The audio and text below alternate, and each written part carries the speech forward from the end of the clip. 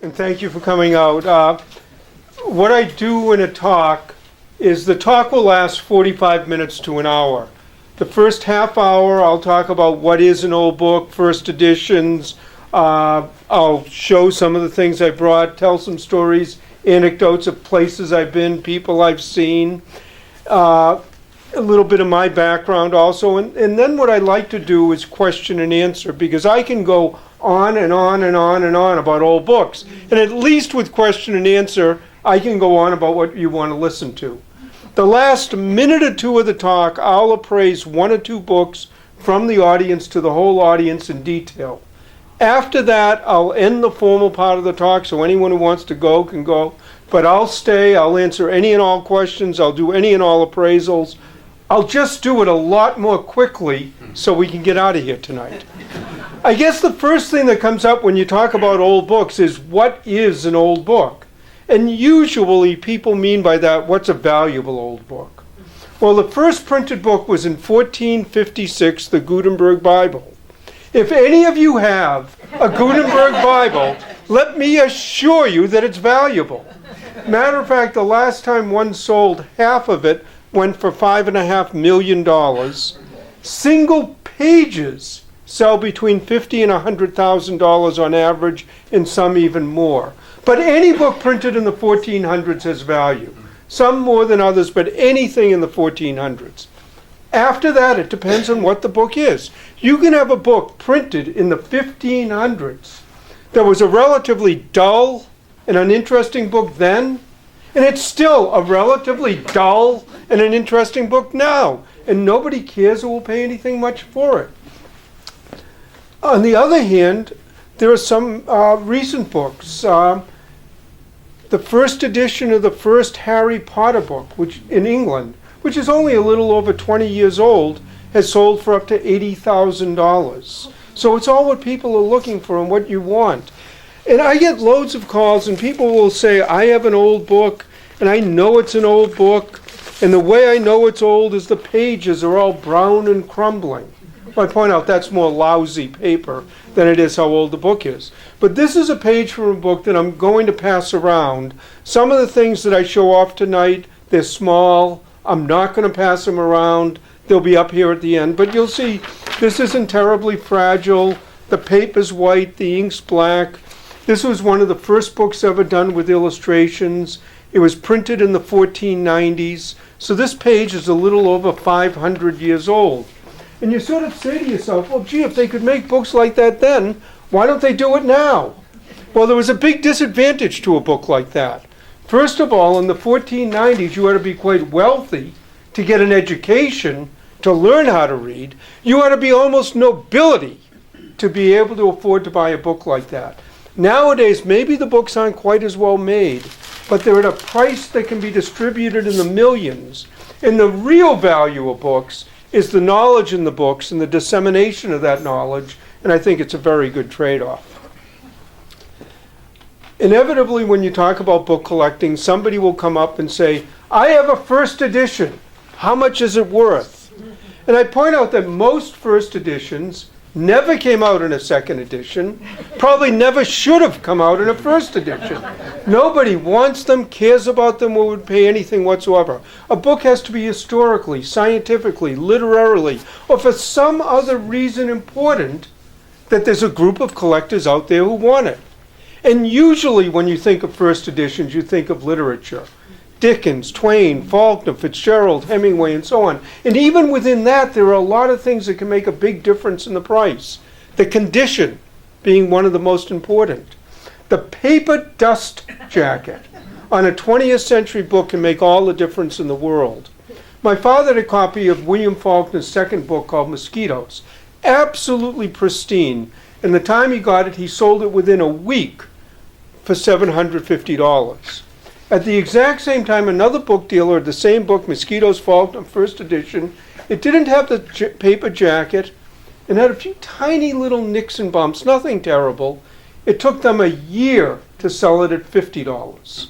Because a lot of collecting is prestige. It's be able to say, look what I have. I have the best. I have the most wonderful. Essentially, I have what you don't have, And people who can afford it will pay absolute top price for the very, very best, but might not consider spending anything at all for something even slightly less. Other things that can affect the value, signed by the author.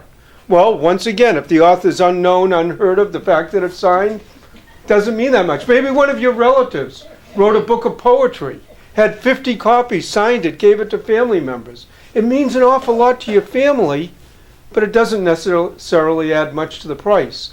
On the other hand, if it's signed by someone famous, maybe Ernest Hemingway, that could add hundreds, if not thousands of dollars to the value. In almost any type of collecting that you get into, there are nuances that add or subtract to the value, and I use signed books to show that off a little. There are some authors that are almost impossible to get their signature. J.D. Salinger, for instance, who wrote Catcher in the Rye. He lived in New Hampshire, he was reclusive, he didn't appear in public, and other than to a very close personal friend, absolutely would not sign a book. Thus his signature adds thousands of dollars to the value. You just can't get them. Now, once in a while, this is a little aside, but once in a while people ask me, is there anything that someone maybe brought in that you would have loved to have bought, but you, for one reason or other, you just couldn't, sort of the one that got away. Well, one day a man came in, he was friends of J.D. Salinger, and he had a whole stack of letters. And they were quite valuable, but there was one letter in particular that I liked. He had just moved up to New Hampshire, he was having his house built, and he was looking back on that building, and he said a bunch of high school kids helped build the foundation of the house. And then on the sort of side, he said, and one of those kids was a pretty good athlete, that kid Carlton Fisk. So Carlton Fisk helped build J.D. Salinger's house, and I think that letter belongs in the Baseball Hall of Fame, but maybe someday. Then there are some authors that sign a lot of their books. There was a New England author who wrote wonderful ghost, sea, buried treasure, pirate stories of the New England coast. His name was Edward Rowe Snow. Now, he was a friend of my father, and I knew him. And I remember one day he came into our store, and he told us he had just been on Cape Cod. And he'd gone into a bookstore there that Snow had never been in before. He went right up to the section where his books were, pulled one off the shelf, opened it up, and exclaimed, "My, a rare, unsigned copy." And then he took out a pen and signed it, and then he introduced himself to the owner of the store. So books signed by Edward Rowe Snow don't add as much to the value. My father had a copy of F. Scott Fitzgerald's classic, The Great Gatsby.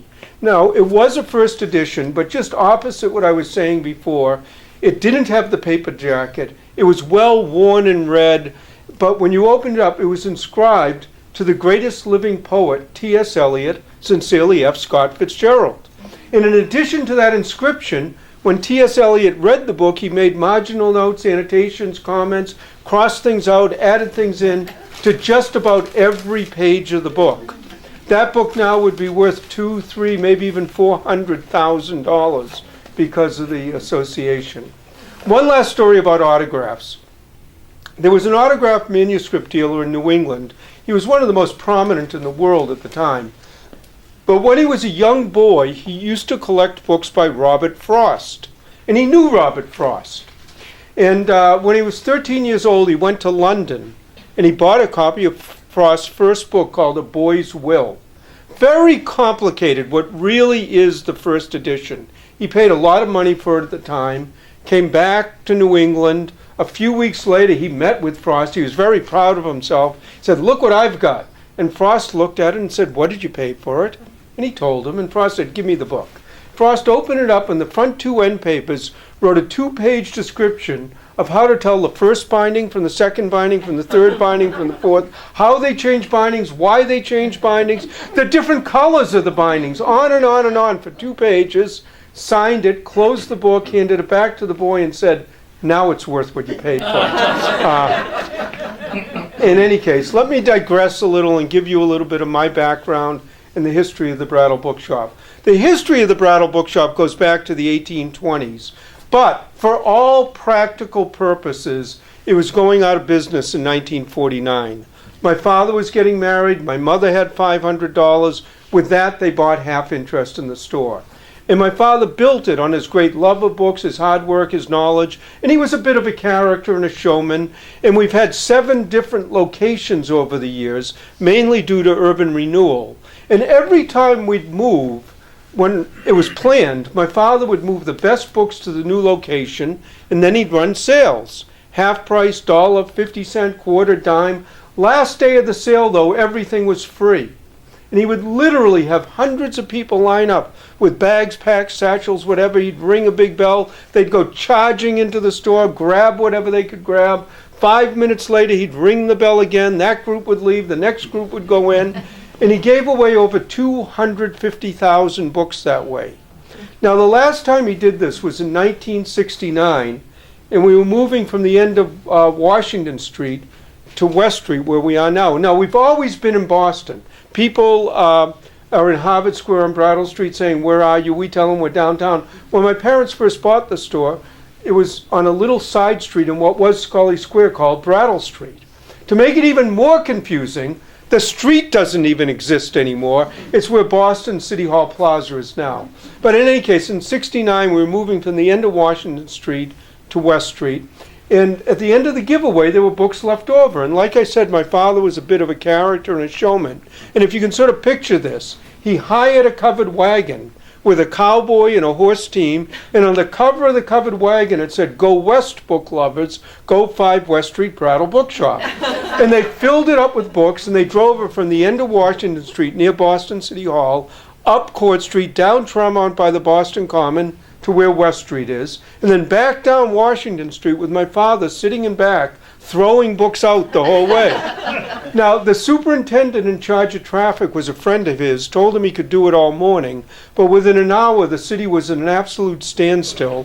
They told him to stop. He didn't care. He'd gotten his point across. And we've been on West Street since then. When we first moved in, we were at a 150-year-old, 5-story wooden building, absolutely crammed full of books. On February 1st in 1980, I got a call at 4 o'clock in the morning. The building was on fire, and it literally burnt to the ground. I mean, it was 100% gone. And we wanted to keep going, not go out of business. We found a storefront a few doors up the street. We rented folding tables. People either sold, gave us, donated books. Kevin White, who was the mayor at the time, came down with a carload of books. And even though it was a meager stock, within a month we reopened. The main thing was keep going, continue. Over the next 4 years, we slowly but surely rebuilt the stock. 4 years after that, we bought the building we're in now, which is, again, a few doors down on West Street. And it's sort of the old Dickensian type of store. Outside stands at $1, 3 and 5, 2 floors of general used books, and then a 3rd floor with rare books, autographs, manuscripts, first editions, leather bindings, and so on. And that type of business, the large, old, general, secondhand bookstore, is a dying business, especially in the inner cities. And the reason it's dying isn't that people don't like books, buy books, read books, sell books, but in the cities, property value has gone so high, that rent has gone so high, that old bookstores, which I can assure you are not the most efficiently run businesses in the world, one right after the other have been going out of business. And in the last few years, the internet has just speeded that process along. Now, like I say, we bought our building in the early 80s, so I hope to be doing this for years to come. I have daughters who are in their early 30s. I don't think they have any intention of coming into the business like I did. And I've done this all my life. My parents say my first word was book. I don't know. I'm sure they were talking about books all the time. Maybe it was. And I worked after school in elementary school, junior high school, summers during college.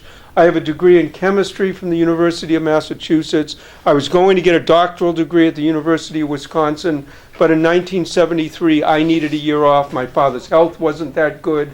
That year now has been a little over 40 years, and I don't regret for a minute that I'm doing this and not in a laboratory somewhere. Can I ask a question?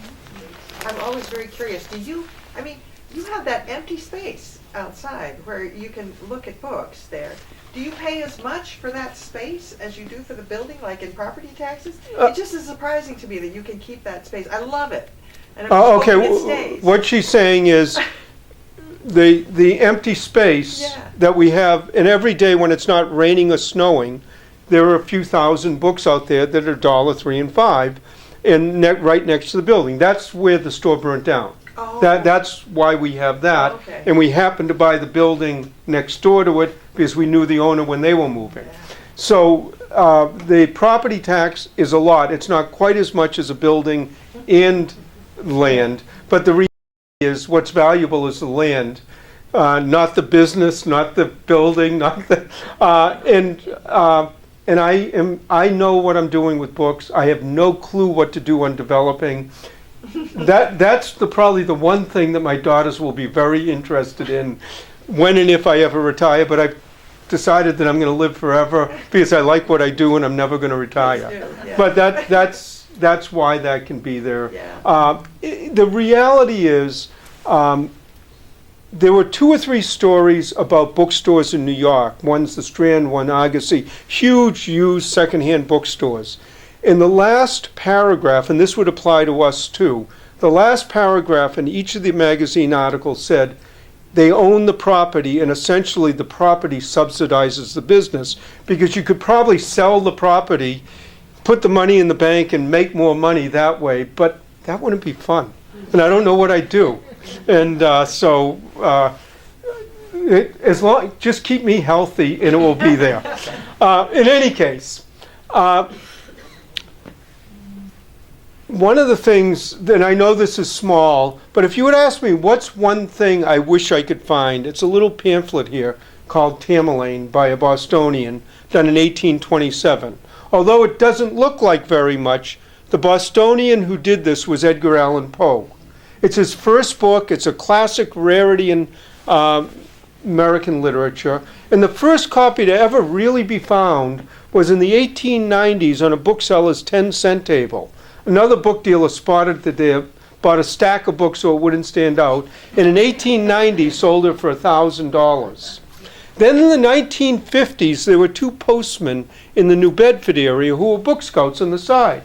And being postmen, they knew where all the library and all the yard sales, bought a trunk of books, bottom of the trunk, Tamerlane. Families got involved, they got to negotiating. After 6 months, they sold it for $10,000. Now, I don't know if it was worth it because they started out best of friends. By the time they sold it, they never spoke again. But they got their $10,000.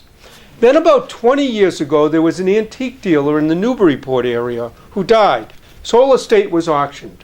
Paintings, prints, furniture, antiques, books as a group, $600 to an antique dealer in New Hampshire. They put all the pamphlets in a box, $15 each. Someone, of course, picked out a Tamerlane, and about 20 years ago sold it for $198,000.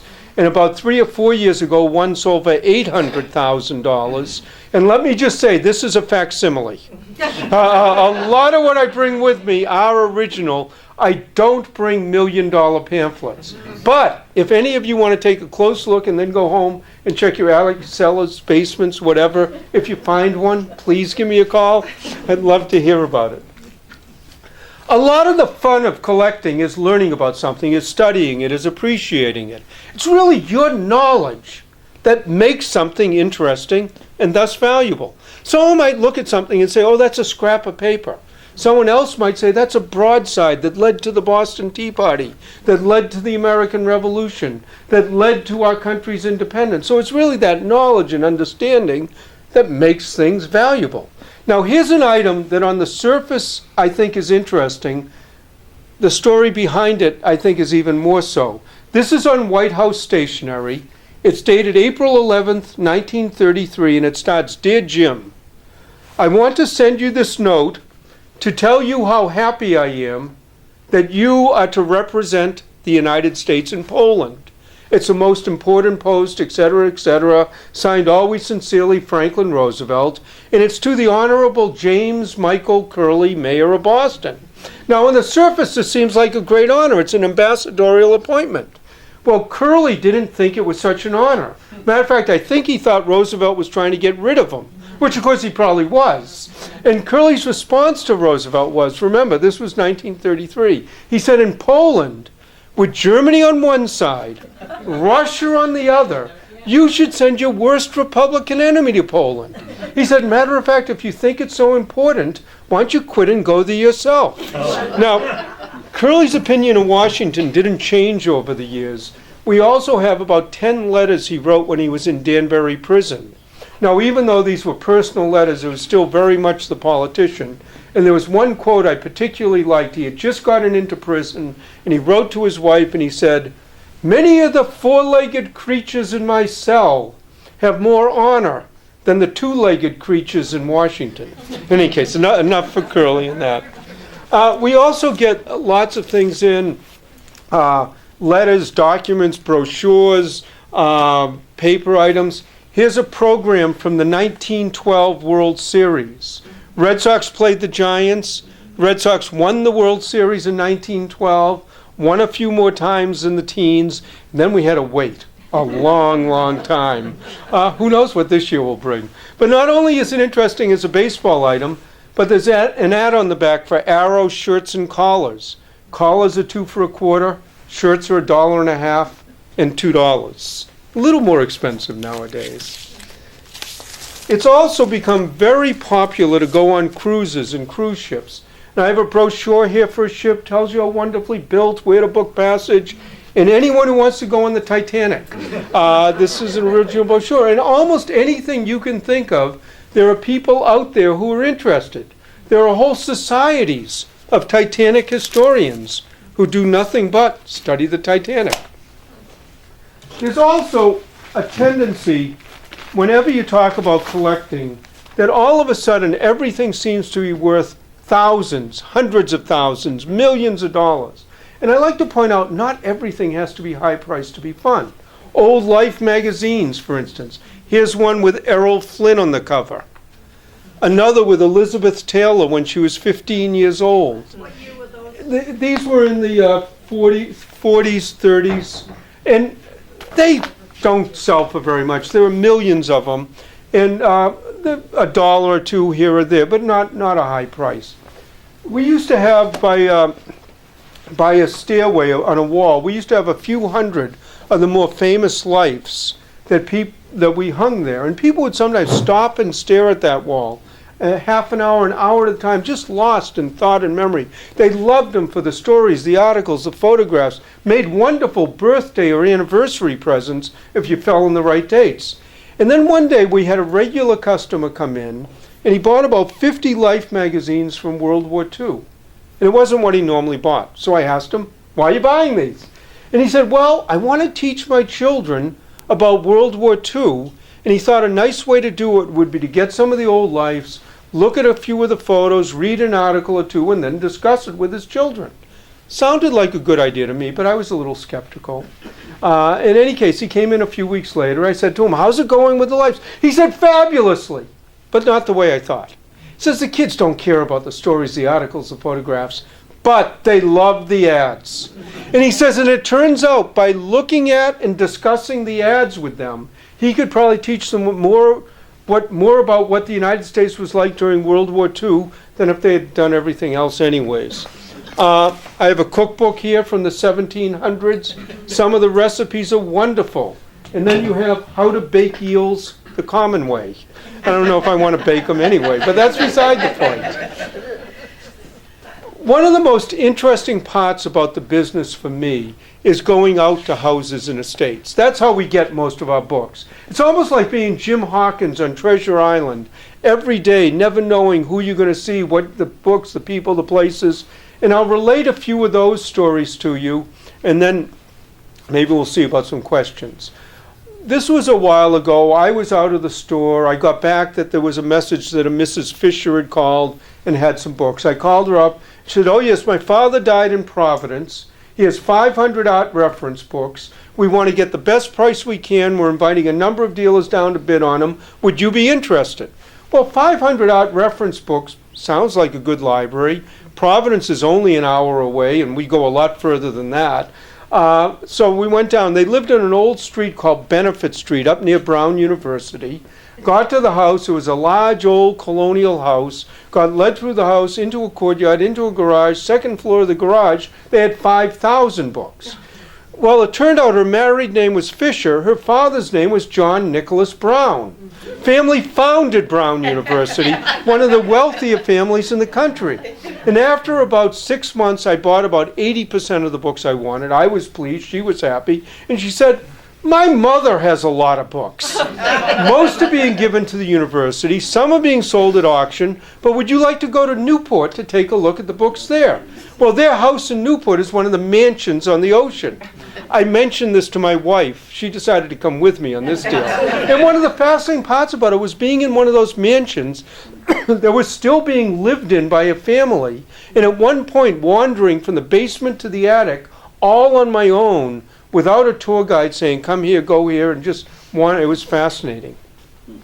Another time I got called to Newport to do an appraisal. Now when I come to groups like this, I do hundreds of free appraisals. Matter of fact, my goal is that whenever you think of an old book, you think of me and the Brattle Bookshop. I don't care if you think of 10 others, just as long as I'm one of the 10. We have cards here, we have 800 numbers, email, whatever. And one of the ways I feel I can do that is by giving out as much free information as reasonably possible. But there are times when people need very formal written appraisals for insurance, estate taxes, whatever. Then I discuss a fee. Any case, another mansion in Newport, not quite as big as the Browns. This was the Perry family. Commodore Perry, Oliver Hazard Perry. And what they had was a whole stack of papers from the War of 1812. During the war, their family were privateers. Well, they're privateers if you're on our side. They're pirates if you're on the other side. It's all the way you look at it. But it was the day-to-day accountings of the ships. They would sometimes capture a ship and realize tens of thousands of dollars profit. In 1812, that was an incredible amount of money. Then one day, one of the ships got into a battle. The ship got hit. The captain got hit. He lost his leg. 3 days later, there was a tiny entry at the bottom of a page, and it said, Captain, $5 bonus, loss of leg. And that was the last you heard of the captain. When my father was still alive, and he died over 30 years ago, we got a call from a lady, vague about her name, who she was, what she had, but it sounded like there might be some interesting items, books. And so we decided to go to her house. We got to her house. There was a little ranch house. Paint was peeling. Weeds were growing. And you sort of say, gee, what's going to be here? Anyway, she answered the door. She was quite elderly. We walk in, and there were just gorgeous antiques everywhere. I mean, really, really beautiful antiques. And she got to talking, and it turned out she was originally from the Boston area, but she had married the Prince of the Ukraine, the cousin of the Tsar of Russia, who had escaped just before the revolution. And she told story after story about being Russian nobility in Europe, all the court intrigues, all the goings-on, how T.E. Shaw used to stay at their house all the time, how she didn't think he accidentally died on a motorcycle, but there was a lot more to it. T.E. Shaw, of course, was Lawrence of Arabia. And she went on and on and on with these wonderful stories. Turned out her books were lousy, but the stories were absolutely wonderful. And when we first got into the house, on one of her walls, she had 10 watercolors. They were probably this size, pastoral European scenes. And when I first saw them, I thought they were nice. And the longer she talked and the more I looked at them, the nicer I thought they were. And I finally said to her, those 10 watercolors, they're really nice. And she sort of turned around and said, oh, yes, they're all Turners. So she had 10 original Turner watercolors on her wall, probably $1 million worth of paintings. And it was like, oh, yeah, they're all Turners. So you never know what you're going to see, the people, the places, the characters. As a matter of fact, speaking of characters, about it's more like 15 years ago, we went to one of our customers' 100th birthday parties. Now, when you go to a man's 100th birthday party, and he tells you he just got back from Barcelona, he's going to give a talk in Florida, and he's been asked to lecture in Tokyo. And I finally said to him, wait a minute, you're 100 years old. Don't you think Tokyo is an awfully long way to go? And he said, well, when I used to work, it took me well over 25 hours to get to Chicago. He says, I don't think Tokyo is a whole lot further than that nowadays. And here's a man who can tell you about one day sitting down to dinner with Henry Ford and Thomas Edison. Now, he was a young man at the time. He said he was excited about this dinner, all the learning and insight he was going to get from these two men. He got to the table a little bit early. He said 5 minutes later, Ford came in and sat down next to him. And about 15 minutes later, Edison came in. Now, Edison was elderly, had one of those big horns for hearing, sat down opposite, and he said the first thing, Ford turned to Edison and yelled, "My Tom, you look very good." And Edison turned to Ford and yelled, "It's the Carter's little liver pills." This man said all night long, all they did was yell about Carter's little liver pills. And he said next time he wanted to learn something, he went to the library. Anyways, I can go on with these stories. I'll tell one more and then see about questions. We get hundreds of phone calls at the store. People wanting to know, do you have a book? Can you get a book? How hard is it to get the book? Does the book exist? Or how much is it worth? What's the value? And so on. Most of those questions, either I or the people I work with, we can answer off the top of our head. Some are a little more involved. Occasionally, you really have to do some research, but that can be fun. But every once in a while, you get a call that really stands out. And again, this was quite a while ago, but I answered the phone. "Hello, Brattle Bookshop, can I help you?" Lady, elderly, thick Irish brogue. And the first thing she says is, "President Kennedy slept with me." Well, you have to admit that gets your attention. She stopped and waited for it to sink in. And then she went on to explain that she had worked for the Kennedy family. She had been his nursemaid. When he was 3 and 4 years old, he used to fall asleep in her arms. So he did sleep with her, but not what you first think. And what she had was a whole series of handwritten letters from the president. Now, presidential letters of any type have value. Handwritten letters, particularly from later 20th century presidents, are scarce, rare, and valuable. She wanted to get an offer on them. I was skeptical about that, but I thought she'd be fun to meet. I went to her house. Great stories. Letters were fabulous. I gave her what I thought was a tremendous offer, much as I suspected, though. There was no way she could sell these letters. Letters were part of her life. I left a note behind. As far as I know, her family still has them, probably where they belong. Maybe someday, who knows. Like I say, I can go on and on and on, but why don't I see if there are some questions? And quite honestly, anything you ask me, I can go off on a tangent. Did you, way in the back? I'm curious, are you a collector yourself? The question is, Yeah. that's the question? Are you a collector yourself? Yeah, the question is, am I a collector myself? Yes and no. There's one collection we have that I'll talk about at the very end of the talk. My wife used to collect books on jazz, and she had over 1,000 books, signed photos and all of that. She decided a few years ago to sell the collection. She was afraid that many of the people that she considered important, 10, 20 years from now, the younger people have no idea who they were, so it was probably better. What I collect now, when I grew up, my father used to bring home 3 or 4 books a day. Do that for 30 or 40 years. He always meant to read an introduction, a chapter, the book, the dust jacket. But, I mean, there were just heaps and piles. I read a lot, but I tend to read them and then bring them back and sell them.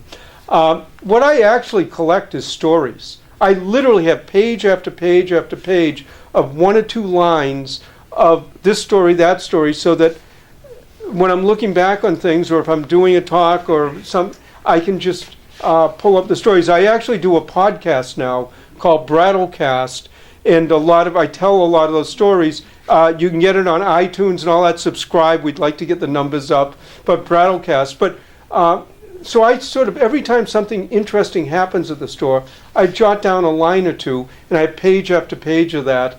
And everybody says, write a book. I don't write well, but I can tell stories really well. So I go for that. So in a sense, and like I say, there is one collection that I sort of tell near the end of the talk. Yes? If you have a very old book that the binding is in horrible, terrible shape, does it detract a lot from the value if you have it rebound? Well, the question is, stay together. The question is, if you have an old book, the condition isn't good, does it detract from the value if you repair it, fix it, and so on?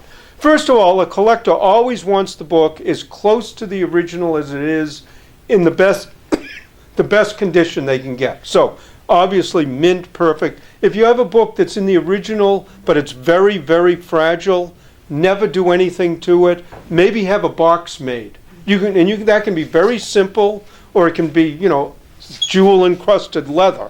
But the book's inside the box. If you have book that's damaged, there are two ways to decide whether to fix it, monetarily and sentimentally. If you're going to get something fixed properly, you have to take it to a restorer, a bookbinder, and so on. It's expensive. They have to earn a living. They have to pay the rent. They have to pay taxes. They have to send their kids to college and buy groceries. It's not cheap. If you have a $5 book, you put a $500 repair. When you're done, you still have a $5 book. Now, if you have a $5,000 book and, you know, a few $100 repair or something, that actually might make sense. But that's more a monetary decision. And again, you'd prefer not to have to do anything, but that's... The other way of evaluating it is, if you have a book that's been handed down generation to generation to generation, then if you're repairing it, it's not necessarily the monetary value, it's the sentimental value, and then you decide whether to do that or not. Usually, the recommendation would be to do the least you can possibly do and do it right and reversible. But, you know, then there's being practical, too. Anyone else? Yes. I know in small towns in New England, maybe this would be in the 1800s, there were lots of very small publishers. Like I live near the town of Newport, which is north of Keene. Yeah. And there were publishers in Newport, and I volunteer at the library there, and we have some of the books that were published by, you know, they're little pamphlet sort of things. Is there, I mean, I find that interesting, but are those of any value? The question is, in a lot of the towns, areas, there were publishers who, you know, well, they might have also done the newspaper in town, they might have done flyers, advertising, and did books. And there are, in any general question you ask me, yes, there could be valuable, high-priced, and so on. But in many cases, most cases, it's where a book can be very, very scarce, very, very rare, but there isn't a big demand. There isn't a large customer base, so they're not necessarily expensive. I remember when I was in college, a friend of mine lived in Greenfield, Massachusetts. Her father owned the radio station there, and he liked collecting books printed in Greenfield. There actually were a lot of books printed in Greenfield, but you know, they weren't high priced. Now, where you run into a dilemma there is, if you find one that you haven't seen before, and someone's charging more than you want to pay for it, but you might never see it again, then you just got to evaluate it that way. But yes, there are people or the local historical societies, the New Hampshire Historical Society, the local ones. Yeah, there's in this pride of your town. A lot of that got collected and gone together, especially in the bicentennial.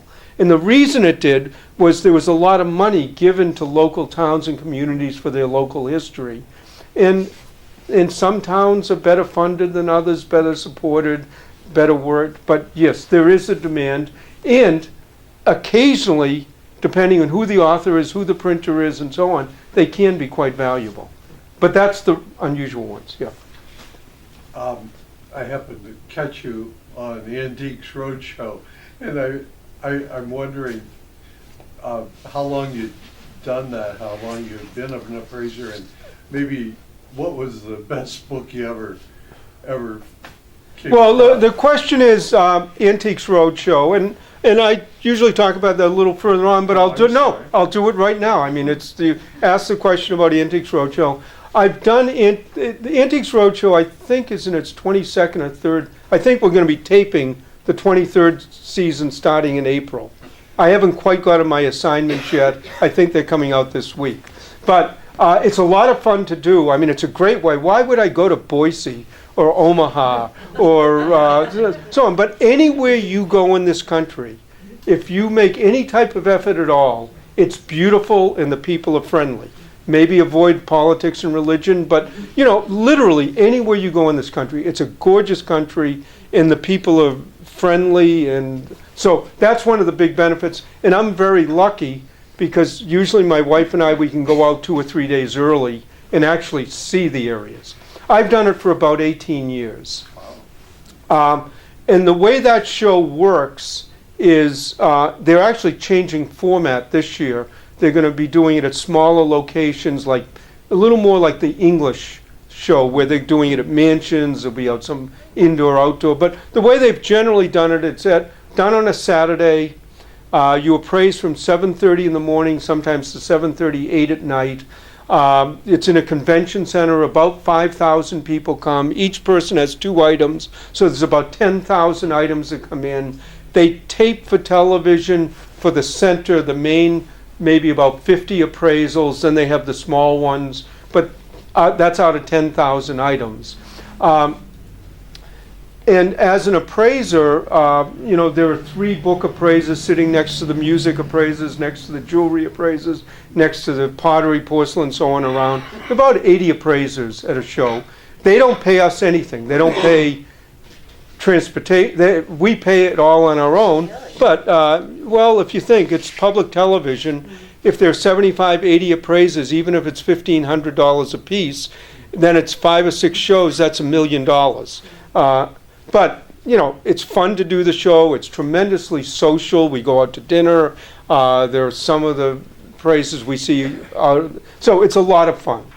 And as far as some of the really fun things that we've seen, and of course we want to get on TV.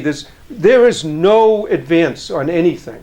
So you never know whether you could fly out, pay the hotel, and go to a city, and if nothing really good comes in, you don't get on TV.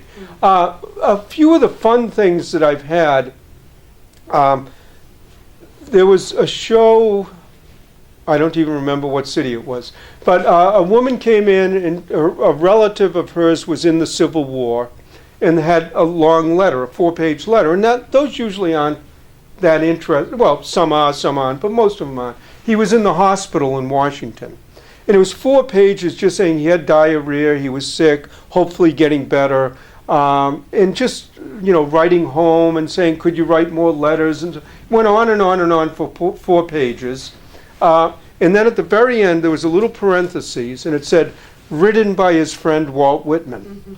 So Walt Whitman had written this whole... Now, Whitman was a nurse or helped in the hospitals, and what he did is either for soldiers that were too sick, that literally physically couldn't write, or were illiterate, he would write out the letters for them. And so this was all in Walt Whitman's handwriting and so on and so forth. The other thing that happens is an ideal day at the roadshow for an appraiser is somebody comes in at 7:30, 8 in the morning. They have something really interesting, fun, good, that they don't know everything there is to know about it. You get a producer over, they say, great, go on TV with it. 9 o'clock, you're done with the TV. The rest of the day, you just appraise, but it's easy because you've already been on TV. Whereas if you haven't appraised and it's getting to be 4:35, 6 o'clock, and you're going, am I going to get on? In any case, this was Kansas City. Man comes in, he had a few things from Pope John Paul. Nothing really great, some rosary beads, a few little signatures, nothing tremendous.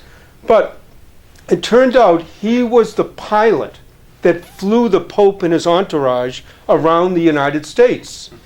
And then there was a photograph of him. He was the pilot, sitting in the pilot seat. And the Pope was literally in all his full vestments, literally reaching over the pilot seat with one leg in the air. Usually you see the Pope with his hand out, people are kissing the ring, very full. I mean, he literally, his foot was in the air, reaching over, signing his Bible. And I'm going, this is great. He can tell stories about that. He's got the signed Bible and all that. And I said, let me see the Bible. He goes, oh, I didn't bring that. I said, can you go get it? He goes, no, it's in a safe deposit box. The bank's closed. But it's like, oh. So there are some things that I didn't. And then one other thing I'll tell about the roadshow is there are sometimes, my wife did a few of them. She doesn't do them now. But there are sometimes, and this can happen here too, when you're doing appraisals, and people have something and they just want it to be what they want it to be, and nothing you're going to say. Anyway, so a lady brought in a book, and she goes, it's signed A. Lincoln. And my wife took a look at it and said, it is signed A. Lincoln, it's just not the A. Lincoln when I want it to be. She goes, how can you tell? And she goes, well, the first clue is the book was printed in 1905. And the lady goes, so? and then my wife says, well, if I remember right, he was assassinated in 1860. She goes, you don't know what you're talking about.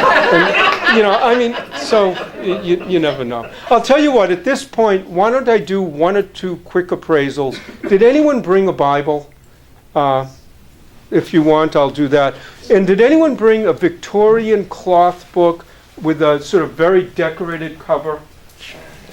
A very nice, and if someone didn't, I just happen to have one here. Because the reason I asked for these has more to do with stories than so on. And it also has to do with a small collection. No, it has to be a little more decorative than that. This is a... No, it doesn't quite fit into... Sure, that will do to a point. The reason I ask for these is, first of all, let me say something about appraising. When I do appraisals at a group like this, I usually give a retail value. In other words, that price that you would pay if you came into my store or a store like mine. It is not what you would get if you're selling the book. If you're selling the book, you should expect usually about 1/3 to 2/3 retail. Now, when you're dealing with the low end, the markup might be higher just because you've got to make some money. When you get to much more expensive prices, the percentages can change. A number of years ago, I had a copy of Audubon's Quadrupeds, not the birds, but the animals, but the big, huge. At the time, I paid $100,000 for it. I sold it within 2 weeks for $105,000. That's only a 5% markup, but it's $5,000. Well worth the time and effort I spent, and I pretty much had it pre-sold before I even bought it. So when you get much higher values that are going to turn over quickly, percentages can come down just because the amounts of money. Also, everything I say is subjective. In other words, the fact that I say something's worth 100 doesn't mean a colleague of mine won't say 125, and another colleague say 75. So if you have an idea of what you have, you get a price, you're happy, great. If not, get a second, third, fourth, fifth opinion. There's nothing wrong with that. In any case, the first book we have here is, well, it's actually a Little Leather Library. It's Christmas Carol, Dickens. And it came, whoops.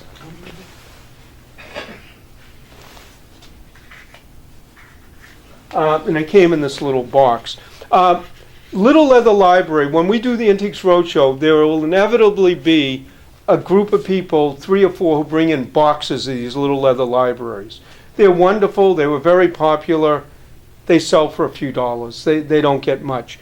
There are people, though, that collect books and want every copy they can get of a particular book, like Christmas Carol.